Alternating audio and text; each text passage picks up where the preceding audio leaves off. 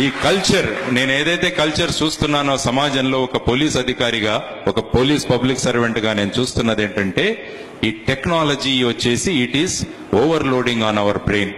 Technology ప్రవాహంలో పడి కొట్టుకుపోవడం మన సలహా. మీ ఫ్రెండ్స్ వచ్చి అడుగుతారు, మీరు ఫేస్బుక్ లో ఉన్నారా అంటే, మేము ఫేస్బుక్ లో లేమంటే అది నామోషి అనుకుని మనం ఫేస్బుక్ లో జాయిన్ అవుతున్నాం. నన్ను చాలా మంది అడుగుతారు, మీరు ఫేస్బుక్ లో ఉన్నారా అంటే నేను చెప్పాను, నాకు ఒక ఫేస్ ఉంది, నా దగ్గర చాలా పుస్తకాలు ఉన్నాయి అని.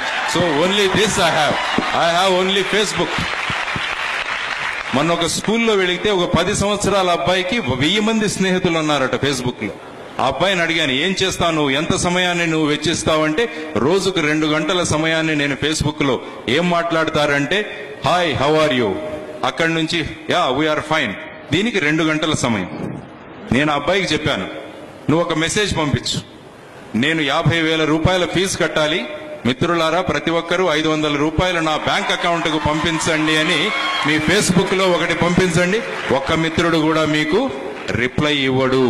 అందుకనే నేను చెప్పేది ఏంటంటే, 1000 మంది ఫేస్బుక్ మిత్రుల కన్నా మీ ఫేస్ ను ఒక బుక్ గా చదవగలిగే 4 మిత్రులను సంపాదించండి చాలు.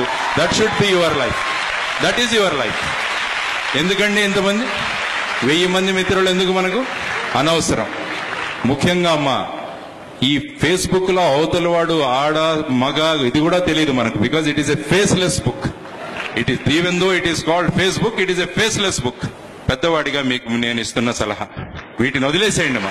ఈ టెక్నాలజీలో లేకుంటే మనకేమీ ఒరిగేది కాదు. అందుకంటే ఆల్బర్ట్ ఐన్స్టీన్ చెప్పారు, ఈ టెక్నాలజీ ఎంత పెరిగిపోయిందంటే మనం ఒకరితో మాట్లాడుకోవాలన్నా కూడా మనం మాట్లాడుకోవట్లేదు. అది కూడా మనం త్రూ ఈమెయిల్స్, త్రూ ఫేస్బుక్ లో మాట్లాడుకుంటున్నాం.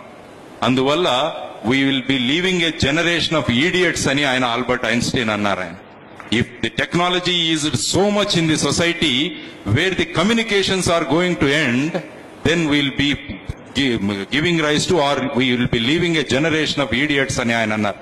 టెక్నాలజీ ఎంత కావాలో అంతే వాడుకోండి. మరి మంచి పుస్తకాలు చదవడం మొదలు పెట్టండి. ఈ టెక్నాలజీలో పడిపోయి మీరు చదవడం మర్చిపోయాం. మనం ఈ మధ్య చదవడం మర్చిపోయాం. ప్రతిదీ మన కంప్యూటర్లో లోడ్ చేసుకుంటాం కానీ మనం చదవట్లేదు. యూట్యూబ్ లో చూడడం, అది మనం పెట్టుకోవడం, కానీ విషయాలను ఆచరణలో పెట్టడం చాలా ముఖ్యం. విషయం జ్ఞానం ఉన్నంత మాత్రాన ఉపయోగం లేదు. జ్ఞానాన్ని ఎప్పుడైతే మనం ఆచరణలో తీసుకొస్తామో అప్పుడే దానికి సార్థకత వస్తుంది. అందువల్ల don't depend so much on technology.